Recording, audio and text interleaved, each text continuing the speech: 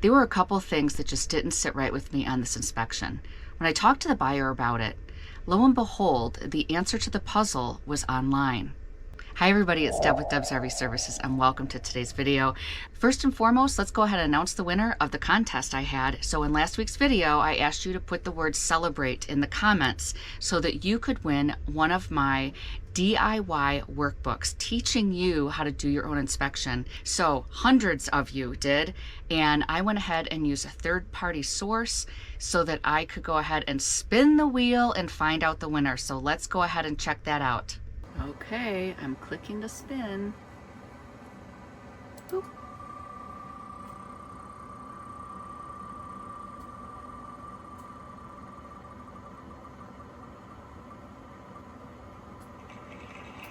Woo! Trish Benedict. All right, congratulations to Trish Benedict. I'm so excited that you won the workbook. What I'd like you to do is I'd like you to send an email to me at debsrvservices@gmail.com, and then I'll go ahead and get you your workbook. Trish, congratulations. If you would like to purchase one of my workbooks, go ahead and click on the link in the description and you can get yourself your own copy. It'll be sent directly to you. And let's go ahead and get started with this week's video. So this week's inspection was of a 2023 Alliance Paradigm. My clients hired me because they were a little concerned that this was a COVID build, and they, you know, it's built in 2022. So to me, it's still a COVID build. There's still parts missing, labor shortages after COVID. I just don't think it was ever the same. So I'm glad that they hired me because this RV was well taken care of by the prior owners, but they still wanted me to make sure that and put my eyes on it to make sure that I didn't find anything. This was sold through Pop's RV, which is a consignment place. So I met with the representative and they put it at a campground for me, which was absolutely wonderful. The representative was amazing, and you know, they had everything set up for me. I didn't have to, I had sewer, I had electric, I had propane, I had everything I needed for this inspection. So it was perfect. So I started to do the inspection and I went up on the roof and noticed all of the sealant was in mint condition. Everything was good. There was one issue. There was a slight tear in the rubber roofing. It was in the rear part of the RV, and it really, now the picture makes it look like it is bigger than it is, but it really was about the size of maybe a thumbnail, maybe a little bit bigger than that. The problem is water can get in a pinhole. So it doesn't matter the size. It doesn't matter if it's small. And we have had tons of rain in Colorado lately. Now, I didn't feel softness, but I couldn't see because the hole's also small. I can't see underneath and inside that hole, but I'll bet you water got in. So that was a huge concern of mine. I don't feel softness. I don't see rot. I don't see any other signs but the hole. All I can do is tell my client, listen, water will get in any size hole. There's been a lot of water here in Colorado. I don't see any sign of delamination. I don't see any signs of softness or rot. But it doesn't mean it's not there and it won't develop over time. The thing is that when you're in a super dry climate like Arizona, it probably could dry out pretty quick. But Colorado's has a little bit more moisture. I always thought of it as a drier climate, but now that when I'm here after being in Arizona, it's not that dry. It's actually really wet here in the spring months. There's been tons of rain here. So if water could get in and sit, it's going to sit a little bit longer because it's not drying out. So that was concern number one.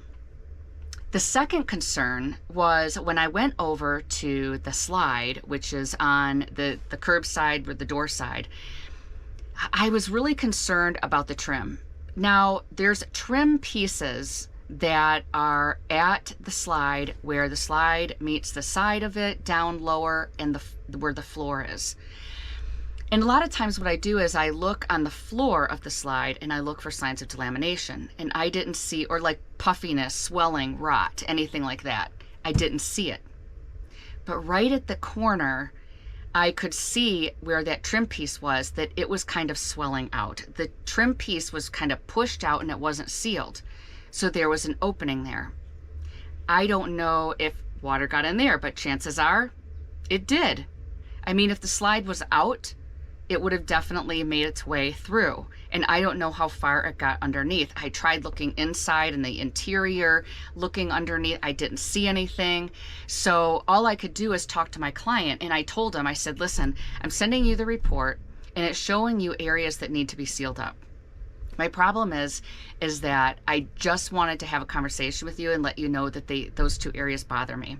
The reason that they bother me is because there's been a lot of rain here, and even though I don't see signs of moisture, it doesn't mean that something couldn't show up later on. So I just want to tell you, but it really is your decision. I can't tell you what I would do. I can't tell you to buy it or not buy it. All I can do is tell you what I see. But those two areas are very suspicious to me. Lo and behold, my client calls me back and says, I'm going to forward you a video. You're not going to believe this. Apparently, the prior owners were influencers on Instagram or something. They recorded their journey in the RV, and it was this exact RV. One of their reels was all about water intrusion coming in that dining room area. And that is the exact area that is near that corner where that trim was not correct, which is probably how it came in, I'm guessing. But what it did was it completed the story. My clients did not purchase that RV. Once they saw that video, they realized that there was water intrusion, definitely, that came in that whole area where the dining room was. And, you know, I'm not going to expose the influencers. That's not what I'm here to do.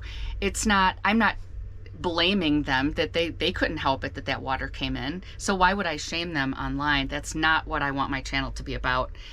But it does make you pause about what you put out there on the internet can always come back to haunt you. And so my clients are not buying this RV because of what they saw on the internet. Now, they also saw my report and they knew, but I don't know if they would have still purchased it had they not seen that video of theirs that showed actually what happened.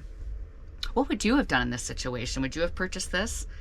Tell me how you feel in the comments. And again, congratulations to Trish. Please like and subscribe to my channel.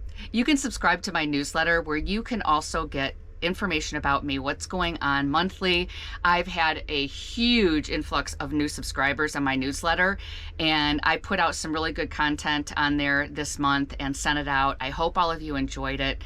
Please let me know how you feel about it. If you're watching this and you're watching and you're getting my subscription to my newsletter, do you like what I'm sending you? I give you tips, I give you some personal information. I try not to make it too lengthy. So I hope that you're enjoying it. And then for those people that purchased the workbook and you were in that beginning trial, I set up 2 meetings and I've only heard back from a handful of people. So if you're not interested in the live Q&A, that's okay. I don't mind, but I really just wanted some good feedback on my workbook. So I've sent out emails and it could have gone to spam. I don't know, but I've only heard back from a handful of you. So you guys that did respond to me, we're going to meet and talk about the workbook and talk about maybe what you liked, what you didn't like, what you'd like more of. And for those of you that haven't purchased the workbook, don't forget the link is below. Like and subscribe. I will see you next week. Have a great rest of your week.